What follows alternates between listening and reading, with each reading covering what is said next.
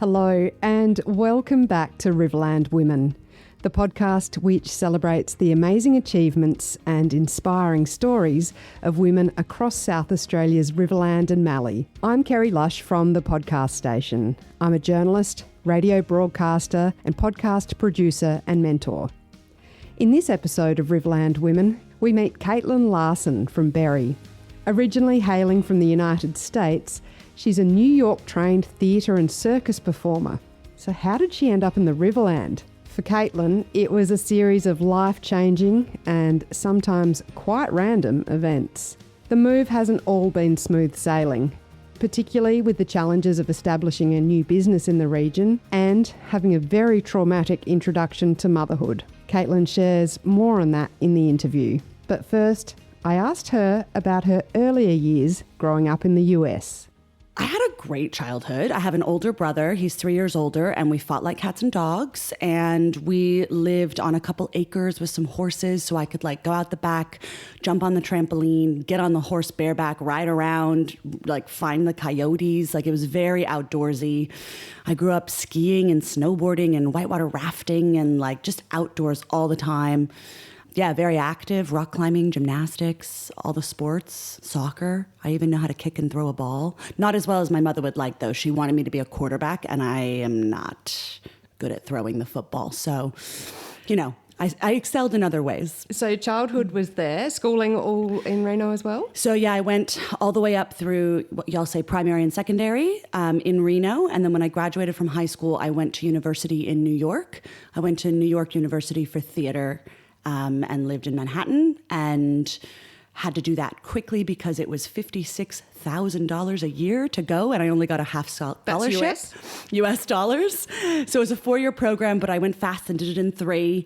And it was an amazing experience, and it broke me right down and built me back up. And it was, I just finished paying it off 5 or 8 years ago because thank my mother, the saint, for helping me with that. But yeah, it was amazing. It was a huge culture shock, and it really changed the way I viewed the world. And that got me more into the performative side of things. Completely different to your outdoorsy childhood in Nevada. What were some of the things that you studied as part of the theatre course you did there? Yeah, so I did a theatre course. It was called Playwrights Horizons was the group I was in. And it was you got to learn how to do every aspect and then learn to specialize where you wanted to go. So I did, in my freshman year, I did a little bit of directing, a little bit of stage managing, a little bit of lighting design, set design, sound design. And then eventually I found that my passion was creating original work. COW, COW was the program. So I was in the COW program, and we would create all these original pieces and then basically write them, cast them, direct them, and put them on stage. And mine were always kind of acrobatic from my gymnastics background, and always including music and some singing, and always really weird and the leaf fell from the tree, and then it was rolling around and became something else. It was very, I don't know, a little bit wanky, and yeah, I didn't find circus until after college. So I graduated from uni, started teaching theater at some really upscale summer camps and things around the city in the very rich Jewish sectors of New York, and made some decent money, and then found circus after that, and then just jumped in with both feet. How did you find circus? You literally ran away to join the circus. So the PG version is that my friends and I used to go to upstate New York to my friend's dad's Hungarian hunting hound farm. And we would go up there, and we would essentially go into the woods and have a little on our own and have a little adult stuff that, made smoke. And then you would come back and show what you created in the forest while you were in that artistic state. And then you would put that together and bring it back to New York to put it on a stage. While we were there, somebody said, "Oh my God, why don't you just you should be in the circus?" And it was a light bulb went off. I came back to New York. I found Trapeze School New York, which had flying trapeze on the river, on the Hudson, and a whole bunch of other circus classes. And I threw $500 at it and just tried everything. And by the end of that, I was I'm going to circus school.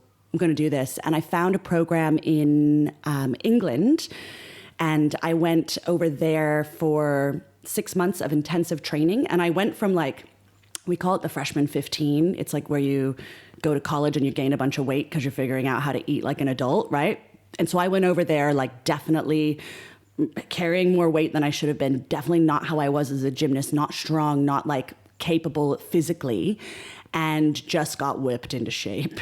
And then all my theater background and all that physical training came back, and I learned a whole bunch of different disciplines and put on a big show there. And then when I left there after 6 months, I went with this company called Circus of the Kids, COTK. And I started traveling around the States teaching circus to kids at schools and putting on shows with them.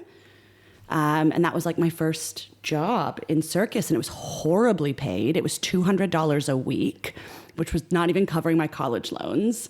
So eventually, like I left that and went to work at a summer camp that did flying trapeze, and that became my big thing. I worked with this man named Peter Gold, who was this amazing man in the flying trapeze world, and he also used flying trapeze as a way to like navigate trauma. So we would go to this place in Rhinebeck, New York that people would come to take all these crazy classes like Ashtanga yoga, convening with the dead, learning about veganism, and flying trapeze through trauma.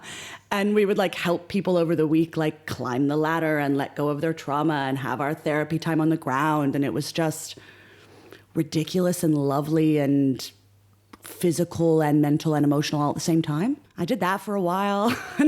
I did that in Florida. I did that in New York. I did that all over states. I just traveled a lot. And I specialized in flying trapeze for many, many years until my shoulders told me that I could not anymore. And then I started doing a lot more of what I do now, which is static aerial arts, which is like a trapeze or a silk or a lyra or a rope. And I started doing a lot of that at different schools that also had flying trapezes.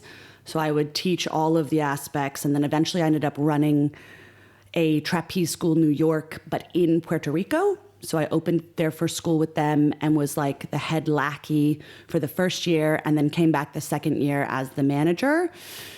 And then that did not go well eventually, and that closed down. Gosh, I can't even remember if that was when we came over here. I don't even know. The timeline is very murky in my mom brain. So Mexico, that would have been So amazing. we did everywhere. Like I've taught circus and performed circus in, like I also did Club Med, which do y'all know what? Yes, there used to be a Club Med here. Resorts, yeah. Yeah, it's a French company. So I went back in the day when I was in the flying trapeze world. I actually married a guy to give him his visa. So Paul, my ex-husband, but at that time was my husband, we went to the Caribbean for Club Med, and we were in Turks and Caicos for a season, and it was literally just like up at 7 a.m., go and be with the guests. Don't show that you're married. You have to appear single at all times. So you're attractive. Exactly. Yeah. So that you like appear available to the guests. Yeah. Like you don't have to do anything. In the 80s, you did have to do things, or you would get like drinks if you did things. But in the 2000s, it was like just appear available, like flirt and be pretty and nice. And you'd have to like sit with the guests. You couldn't sit with anybody else that was like a worker. And you sit with the guests, you go and teach your trapeze classes, you teach your trampoline, you'd go by the pool and dance the crazy sign numbers at the lunchtime, go and train for the show, have your lunch, go back and do more classes in the afternoon, train for the outdoor show, go to dinner with the guests, go do your show on stage, go be at the bar till at least 11 p.m., otherwise you get in trouble, and then do it all again the next day. That sounds exhausting. It was so exhausting. It was also incredible. We were on the beach. You make lifelong friendships. You're young, you're in your 20s. You're exhausted. You're super tan. You're super fit. There's a lot of drama. This should be a TV show for sure. And yeah, I only did that for one season as well, because even though it was amazing and fun, I was like, this is not getting me anywhere. This was great. This was wonderful. And now I need to make a real living and figure out how to like forge a path in the circus world. So yeah, that was when I started trying to work in the more established companies, and then started just having my own company, Fit to Fly, out of the States, which was mostly like retreats, aerial retreats. People would come and they would come to me for like a weekend, and we would do like 10 or 15 people all in one share house and do like intensive workshops for the whole weekend. And I think my MO is just working myself to the bone. Like I would work like from 8 a.m. to 10 p.m. teaching classes all day long in the hot sun for 3 days in a row. But I would make bank and I would get really great, results with my students. And then they would come back and they would come back. Tell others and snowball from there. Yeah, it just kind of spiraled on. So, yeah. And then I came to Australia about 10 years ago, I think. And I was dating a guy. So I eventually divorced the one that married me for a visa. Actually, we broke up at Club Med because he cheated on me. And it took 4 years for the divorce to finalize. And then I was dating a guy who was much younger than me and very lovely, very into flying trapeze. And I said, look, I can't just stay in the States. If you want to be with me, we have to travel internationally. I've been to 3 places in the 2 years we've been together. I'm done. Get your freaking passport and go somewhere. And I was like, we can go to all these places. We can get visas, all these places, and they have Circus. And he chose Australia. And I was like, how boring. You chose Australia because they speak English and you're afraid of France or South America. I was like, fine, you chose. That was what we said. We'll go to Australia. So we came on a working holiday and we came to Sydney and we traveled up the coast with Lennon Brothers Circus. And basically we were hired on to help their flying trapeze troupe be a little bit more high level and like train them while we were flying in the show. It was lovely and also just not my thing. Really great people, mostly. There was a little bit of like jealousy and weirdness. And like in the first week, the catcher's girlfriend didn't like that I was the flyer. And so he dropped me and I got a concussion and like circus. Bit hardcore. Circus drama, yeah. And I was like, I'm not into this kind of world. So I did it for a while and then they didn't need us after their like first 3 months of their tour or something. So we came to Melbourne and started working with a flying trapeze school there. And then my boyfriend at the time was like, oh, I got a job for 2 weeks back in the States. I'm going to go back. I was like, I'm not going back. We just started our visa. He's like, I'll wait for you. I was like, okay. And then, broke up with him and stayed in Australia. Did another run with a different circus for a bit, doing swinging trapeze and Spanish web, which is essentially where you like put your hand or your foot in a loop and they spin the crap out of you. And both those acts made me vomit. So I would literally do an act, vomit in the trash can, change costumes, do an act, vomit in the trash can. So after that contract, I was like, I'm done. And I went back to Melbourne and I was like, I like it here. I'm going to try to stay. So I left and went back to the States and got a student visa. And I was lucky enough to get a scholarship to Australian Christian University for exercise science. It was another bachelor's degree, which I already had in theater, but it was the way in. So I came back to Melbourne on my student visa. And then while I was doing my student visa, I also started working in some circus schools there and training with some friends and putting on wild and crazy fringe shows and getting an adult circus troupe. And I did the whole degree and I was studying with like the professors with their research group. And they had worked out a way to get me my master's upgrade to PhD with a 3-year program while getting paid. And I was like, what stability? I have never experienced this. Yes, I could be a professor. Let's do it. And around the same time, I broke up with a guy that I had been with for like 4 or 5 years. And we were like ready to do the thing. And he turned into an alcoholic. And I was like, maybe not so much. So there was like all this just drama and I was like, okay, all these things are happening. So I was like, all right, I'm starting this upgrade to PhD. I'm saving money to buy myself a shitty apartment 30 minutes outside the city. I'm just going to have a fun summer. And in that fun summer, it was 2019 to 2020. We all know what happened there. And during that fun summer, I actually met Zach, who I married this past weekend. And Zach and I really hit it off. He came to Melbourne for a gig. We matched on Tinder. We were supposed to just have a summer fling. And then we found a lot more. And we accidentally went to McLaren. Well, we went to McLaren Vale on purpose, but then we accidentally made a baby. And then found out about it basically, I went back to America at the beginning of 2020 to see my family and was going to LA for one night of fun with my best friend Chad and my friend Miko, who came from Australia to have a fun time. And I found out there that I was pregnant, and I was like, juice for me. And then I had to figure out a whole new visa situation. I came back and COVID hit hardcore. Oh, so you managed to get back though in those I got few back months. in March, right before Wow. everything went crazy. And the borders so Zach is from here and I was still in Melbourne.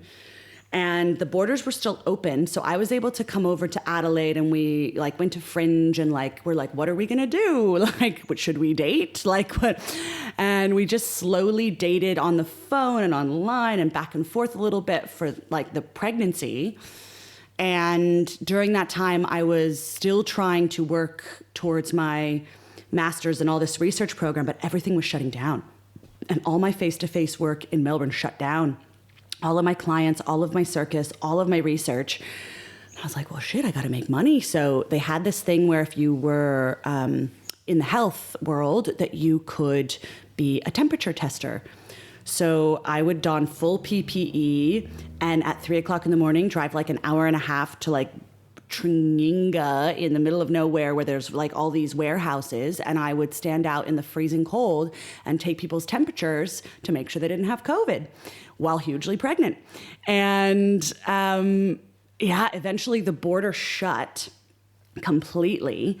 And I was trapped on this side and Zach was trapped in South Australia, and we couldn't get back and forth. And we kept applying saying okay, well, this thing's getting real. I'm very large. Can I come across the border and stay there? I'll quarantine, I'll do whatever I have to do. We fought the government for 3 months. We applied 17 times. We had letters from all kinds of the Tim Chafee, everyone around, all the places, all the doctors, everyone. And it just never worked. And then all of a sudden, I was 36 weeks pregnant, and we got the letter that said, hey, you can come across, you leave tomorrow. And I was like, holy crap, holy crap. So my friend Miko was like, okay, great, we're gonna mobilize. And we got my friends, and we weren't allowed to have people around us in Melbourne. It was so locked down that we all had to wear masks and be in the driveway, and I couldn't carry very much because my abs had split at 5 months. But we packed up a trailer, borrowed a friend's truck. My friend Amy drove all that trailer up to Mildura, where we paid a courier who was allowed to cross the border to deliver it across the border and give it to Zach, who took the trailer and unloaded all my stuff. Amy drove back. I packed my car with stuff and drove across the border at Border Town and got tested. And then they made us drive in a line with police vehicles of the first 10 cars to cross the border. And it was still a 3.5 hour drive. And I was like, are we stopping on the way? They're like, go to the bathroom now. I was like, I went 5 times, but I'm just asking. And they were like, well, you surely can hold it. And I pulled up my jumper, and they were like, yes. So we stopped, and police escorted me to the toilet. And I was like, I promise I'm not rubbing myself on the walls. I just need to wee. And then we went to the Pullman Hotel, and I paid $3,000 to quarantine for 2 weeks. And it was wild. I was still teaching classes online while that was happening. So I had a little bit of I had my baby shower online. Zach and Xavier, my stepson, drove down and held up signs saying, we love you. The baby had not been named yet. We called her Hiroshima because she was a bomb that got dropped on our lives. So we're like, we love you, baby Hero and Caitlyn. And I'm just bawling and so emotional, so ridiculous. And then eventually got out of quarantine. South Australia was not quite as crazy as Victoria. So got out of quarantine, got to go places without a mask, came up here, saw a doctor for the first time in real life in my pregnancy because I'd been measuring myself and just chatting to my midwife friends and being like, is it alive? Are we okay? So no scans or anything? anything? No, I got 1 scan at 5 months. Yep. Wow. Yeah, it was intense. I saw my OBGYN once online. I saw a midwife once when the baby was not doing well. But luckily, one of my really good friends is a midwife. And I was like, Shauna, she's like, put your feet up, drink a glass of water, stay on the phone with me. I was like, okay, oh God. And I was really good at being pregnant. So that was fine. When they told me I couldn't get pregnant naturally, all the doctors, and then it just happened, and then I was really good at it. And then the baby came out up here, and we named her Imogen. and that was horrendous. I will never have another child. It was bad. It was a long process, some bad things at the hospital, and then an infection came back, and then they didn't believe me, and I was like going into like seizures, and they were like, you just want the drugs. I was like, I don't want any drugs. Just take out the infection. And then, what happened? And then they left placenta inside me as well. So 12 weeks later, I was still bleeding, and they were like, oh, guess we better go back in for that. So it took a really long time after having the kid to come back to Circus, which is like my mental clarity. And during that entire time, I was obviously not working. Came across the border, taught classes online, stopped working entirely. Bought this house, renovating while 9 months pregnant on a ladder stripping wallpaper because they were like, it'll help the baby come out. I was like, anything to help the baby come out. And yeah, then it was like COVID, and it was like, how do you make friends? How do you start a face-to-face business when the world is still halfway shut down? So yeah, Emmy was born in the end of 2020. And then I didn't even try to start real Circus until like late 2021. How were you going mentally in that time? That's a lot to take on in a short period. It was awful. Like big life events. Yeah. Massive. And I have never really had mental health challenges, or at least ones that I like addressed or like noticed. And I got postpartum depression and maybe a little bit of psychosis, really bad. And I went to the doctor, and they put me on some SSRIs, and that was okay, but I felt like very blah and nothing. There were no highs, no lows, and I'm a very high and low person. Like, I really enjoy being very happy, and my lows are very short generally, and I can pull myself out, and it was just blah. No happy drive, no sex drive, no drive at all, like just blah. And so then it took me, I was on them for 6 months, and it was good because at that time I was also self-harming quite intensely in terms of just like bashing my head, my hands, my arms, anything, because Imogen, we didn't know that she had a lot of allergies. So they couldn't diagnose it yet. She was allergic to eggs, milk, and pistachios and cashews. And she was still breastfeeding at the time, so everything that I was eating was killing her. I was on all these crazy diets to try to figure it out. She was scratching herself so much, even in those little like onesies with the hands held in, that she was bleeding. So at night, like I was like, I'll never co-sleep. Bullshit. I co-slept the whole time, and I would hold her arms down under me while she slept, and then she'd wake up and have boob and then go back to sleep. And it was like a million times a night, and I was so sleep deprived and so angry at myself for being so bad at something that I thought I would be good at, that like, you know, if she wasn't doing well, then I wasn't doing well. And I'd be like, and then Zach would try to help, and then I'd be like, no, I'm terrible. And I would like bash my head against the wall.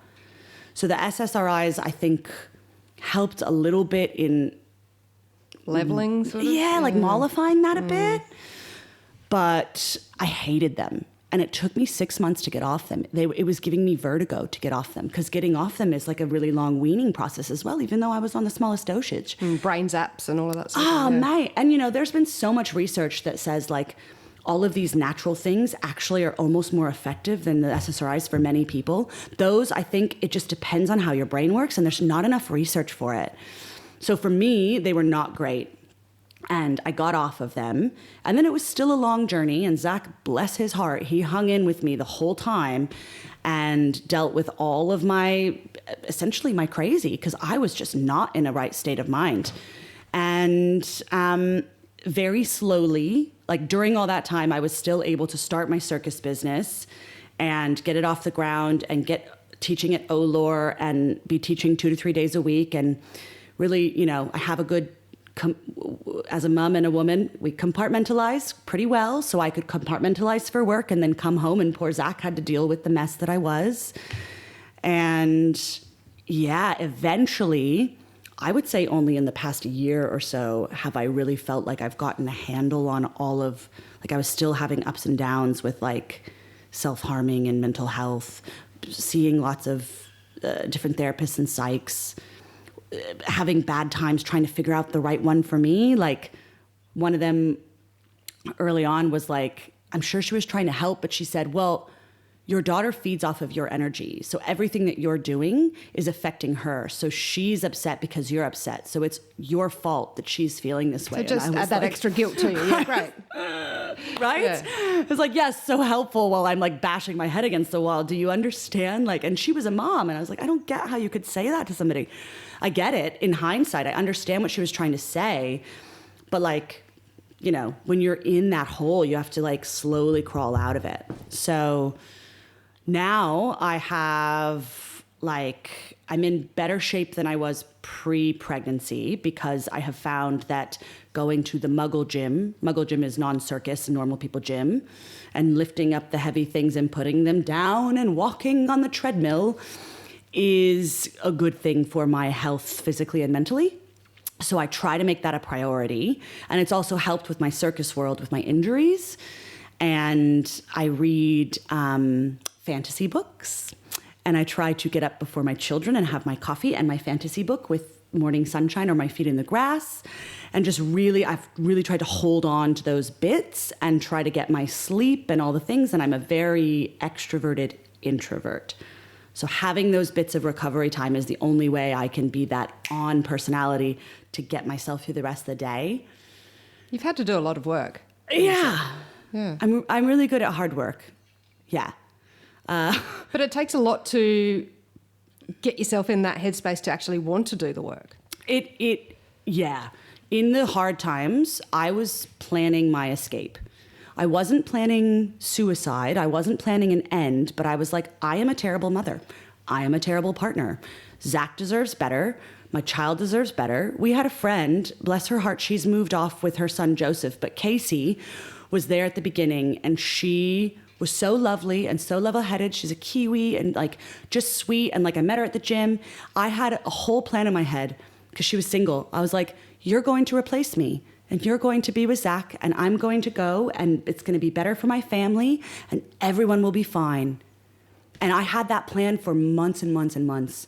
And like, that's not rational in any way. And she didn't want that plan. I never told her about the plan until like way later. But like, you know, like, she didn't want the plan. Zach didn't want the plan, but I was like, no, you guys don't understand. Like, I'm terrible, so I know what's best. And that whole like, how powerful your mind can be when you're that far down. And hormones, man. And things just spiral.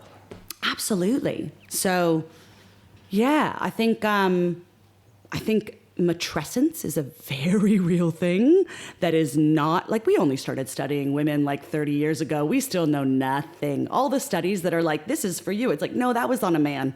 You don't actually know. You know nothing about us. So I think we're still really figuring out how we can have children and then find ourselves again. Because essentially women back in the olden days, that was all you did. You had children and you had children and you had children and then you died. Like, and you went through menopause and then you died. Oh my Lord, if you got that far, right? Like you could, yeah. So I always thought I would have 2 kids, and I was very lucky to get a bonus child in Xavier, and I don't want a minivan. And after the horrendous experience of birth and postpartum with Immy, like, I'm good. And everyone's like, have another one. And I'm like, no, I could not handle it. My family could not handle it. And honestly, financially nowadays, we cannot handle it. I want to be able to do things with my kids. I also would like my own circus school, which, you know, like we chatted about earlier, is like $1 million. So I just, you know, I think we have other goals these days. We want motherhood, and we don't just want, well, some people might just want one, but I want motherhood and. So that's what you've been working on in the last few years. You've set up Fit to Fly and expanded. You've put on performances, you're arranging events or event management. Like, how did that all come about and grow? So Fit to Fly was a very slow roll. I have started circus schools in many other places, mostly cities. I have never worked this regionally before. And the Riverland it's its own little pocket. Like, this is where marketing goes to die. I do not understand it here. And it's very word of mouth, and it's very like, oh, if I haven't known you since primary school, I don't trust you. So it's going to take me 3 other people trusting you before I will trust you. And I'm like, I don't have time for that. And if my friends aren't going, then I'm not going to Oh go. my Lord. And if they don't go myself. that week, I won't go that week. Like, and they don't care if they paid for it. Like, it's so different. And so I'm still definitely not a Riverlander, but I am a supporter of the Riverland. And I live here and I pay my taxes and blah, blah, blah, highest rates in the freaking state, you know. But I think I have built a small little world. I call Circus the island of misfit toys. Misfit people. That's all the people who you may fit in other places, but you haven't really found your spot. And Circus is so inclusive and welcoming, and it's literally for everyone, or at least the way that I do Circus is for everyone. And I started very small with a few classes a week, and now I've built up to having Monday, Wednesday, Thursday with special things on Friday and like events on the weekend and birthday parties and all the things. And we got to the point where last year, 2 years ago, I wrote a grant and I tried to do this program called Finding Flight After the Flood. And it was a program that was free to the students that included transport from Renmark for kids. So it was really aimed at those low-income families because Circus has high overheads. Like, it's more expensive than dance. We have smaller classes. We've got a lot more equipment, a lot more insurance cost. So it would transport the kids on Fridays from Renmark to Olor to do 2 hours of class and back for 2 terms. They learned Circus, and then they got to put on a show that they helped create about how the Riverland was faring after the flood. So it was like social circus, connecting to place, pulling all those things together. And it was great, but also ridiculously hard. So then I was like, well, let's use what you have. Work with the people who want to be there. Like, they're who's showing up. That's your community. So my cohort of hardcore, they drank the Kool-Aid, they're there to stay. I wrote another grant and I got 28 grand to do basically a professional development program. And last year we did that for the whole year, and it paid 5 locals, 2 adults and 3 teens, and then had everybody do a stage show at the end. So it put on a show. I think we had 25 people in the show. And it was creating the show, writing the show, doing auditions, and then casting the show, and then rehearsing the show, producing the show, and putting it on the stage. And while I did the majority of that work, they were there for the process, and I showed them all the things, and they had little spots and pieces that they did, and they learned tons, and they got paid. And we got to do a show at the Chafee for 2 nights, and it was incredible. It was amazing. Did you saw it? Yeah. It took my 6-year-old. Yes. And so it was, it involved tons of locals. It had music, it had circus, it had dance, it had all the things. And it was for all ages. And it even had inclusive, the audience helped, get Scare the Wolf away or call out the next fairy godmothers. And that's the kind of stuff that I love to work on. And everyone was so excited about that show and so surprised at the level of professional that it could be. And I'm like, well, I haven't gotten my chance yet. I've moved to the Riverland, I've created a community, but I'm building everybody from the bottom up. When I lived in cities, I got people who already knew how to do stuff, and I trained them at a high level. I didn't teach beginner classes until I came here. And then I had to write a whole curriculum from the bottom and be like, oh yeah, I forgot about that one trick that could help you do this higher level one.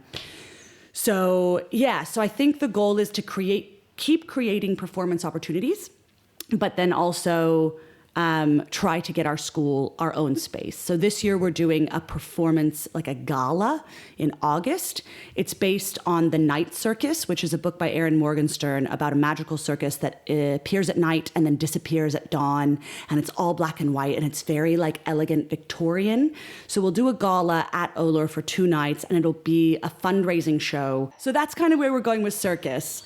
And then Circus wasn't making as much money as I wanted it to originally. So back when Rustin's was a thing, they were looking for an event manager, event coordinator. I applied for that role. I got to work for them for a glorious 6 months before they unfortunately had to close. And I got to put on the first Valentine's Day cabaret, and everyone's like, oh my gosh, this is so cool. We want more of this in the Riverland. And I was like, well, then you have to show up. That's all there is to it. You have to buy tickets and you have to show up. And then doing that, we were working on Rustin's Fest, which never happened for the 2nd year. And I met Andrew Sarakinis, who is Cerez is his company name. And we actually didn't get along at first. We were kind of bumping heads because he was coming from the entertainment side and I was trying to protect like the other side. And then we were like, when Rustin's closed, we were actually like, no, we're on the same page. Like, we should do this. And so he was like, I want you to work with me. And I was like, I would love to. And his idea was to kind of revamp the old Riverland Food and Wine Festival. And so in last year, we put that on for the first time. And we sold out at 1,200 tickets. Like, we went from like 0 to 100, and there were some issues. Like, there was some issues with the bar, and it was 40 degrees, and it was so hot. But it was enough of a success that we were like, all right, this is working. Let's keep going. So we decided to do it again this year, and we like changed everything that we could to deal with all the feedback. And it was another great success. It was a much less hot day. We had 5 wineries involved. We had a bigger space. The bars went beautifully. We had Mackenzie is such a great band. They played gorgeously. And we got really great feedback. People were really keen and happy and excited. There's always something to fix. We need, shade over the toilets. Okay, great. Let's do that next year. And then I was talking to Andrew and I was like, well, food and wine is great, but there's such a stigma around it. Everybody has their idea of what it is. I was like, we need something that's ours. He's like, well, I always wanted to do this thing, and I want to do it in the winter, and I want to call it Winter Wine Down. So now we've just launched, which I got to have a little bit more creative fun with, Winter Wine Down, which is June 6th in Renmark on the riverfront. And that one, we actually got some SATC drought relief funding. And that will be a red wine festival. And I got to bring in a comedy show called In Poor Taste, which is these 2 boys that have been working all over the world in fringes and off Broadway in New York. And they have like this irreverent, funny, kind of taking the piss comedy show with wine tastings. So it's about the wine. It's bringing that up in our region again. It's pulling all these things together. And it's going to be in a gorgeous, clear dome tent with twinkle lights on the river with fire pits outside and food trucks and wine barrels and branded seating because Mitre 10's one of our sponsors. Shout out. So yeah, Andrew and I just kind of hit the ground running and we just keep having success, but we are at the point where we're like, we're doing too many jobs. We are just 2 people. Eventually we're going to need to have more. So we've pulled on Studio Evergreen as well. That's Mel, and she's our kind of socials and marketing person. Yeah. You've also been involved in local theatre. I went and saw you in Come From Away, which was just incredible. Such a great performance. Are you still involved in that, and does that help your business? Does it help with connection in the Riverland and something for you? Yeah, I think Zach and I consider my musical things just my me time. He's like, I want that for you. Because I did go to school for that and I do love it and I love singing. So I have a couple little things that are just for me. So I'm in a band called Random Notes and it's a jazz band with horns and I sing because I can't play an instrument. And then the musicals, I haven't done it every year. My first one was Mixtape, and then I took a year off for Evita, and then Come From Away, I could not take a year. Come From Away is such an incredible musical, and I was so freaking lucky to get that role. Beverly Bass is a role of a lifetime, and like the production team, Narelle and the production team took a chance on me as well because, I mean, I get it that I have the American accent and my mom's from the States and she's from Texas. So like I literally just channeled her for my accent. But I was going to the States during the rehearsal period and I had that booked for ages and we were going to see my family and going to Disney World. And I was like, I'm going to be gone for 3 weeks. Like, I can't rebook that. And they were like, well, then you can't really audition. And I was like, oh, what a hit. And then they were like, actually, you know what? You should still audition and we'll just see what happens. And if you're the best fit, you're the best fit. And they gave me the role and I was like, oh my God, I will work my tush off. Like I will do everything. And that, I think everyone in that show, we all were so excited to get it. And then we were all like, oh my God, what have we done? Like the choreography alone for that show, like Mac Gromit was like at his house, on his back patio. He labeled all of his patio chairs with numbers so that he could practice his choreography. That's the level of commitment we were all at. So what's next? We talked about Wind Down. We talked about looking maybe for a space that you can build your school even further. Yeah, I mean, next I think, well, Okay, so I just told you I got married on the weekend. Yes, congratulations. Thank you so much. And you kept that hidden. Here I am doing an interview with you today, a couple of days after being married. Well, so it was a secret. We did it as a 40th birthday party for my partner and I. And we did it this past weekend because we wanted my American family to be able to come over on their school holidays. So we had some people come over and it was amazing. And we didn't tell anybody except my mom, my American family, and my best friend Miko guessed. And then she was kind of like the coordinator on default. And so even the kids didn't know. And we didn't even tell Zach's mom because, as she knows, Sadie, you're not very good at keeping a secret. And so she said she was thankful we didn't tell her because then she would have spilled the beans. And so nobody knew. And literally after, and I also double booked Haley Ramsey, who was our celebrant, who's also one of my best friends up here. And she was like, Caitlyn, I have a wedding on that day. You told me Friday and now you're telling me Saturday. And I was like, I'm so sorry. And she's like, it's fine. I'll drive back. I'm already dressed. As soon as I get there, we'll go on stage and we'll do it. And I was like, okay. So she arrived at 7:05. At 7:15, she pretended to roast Zach and I. And she said, Caitlyn, go back behind the tent, because we were at Riverbush in the dirt. Like it was a dirt party. The kids were doing dirt angels. Like it was amazing.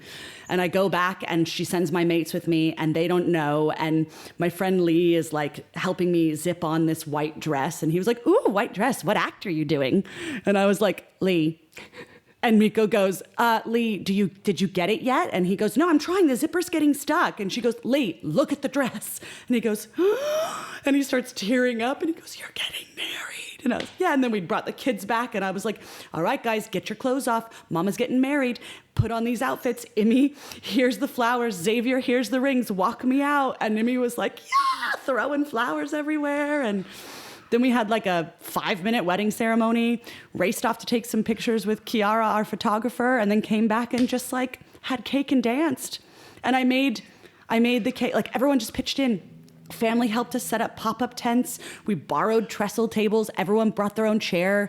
We bought a lot of tubs and put a bunch of drinks in.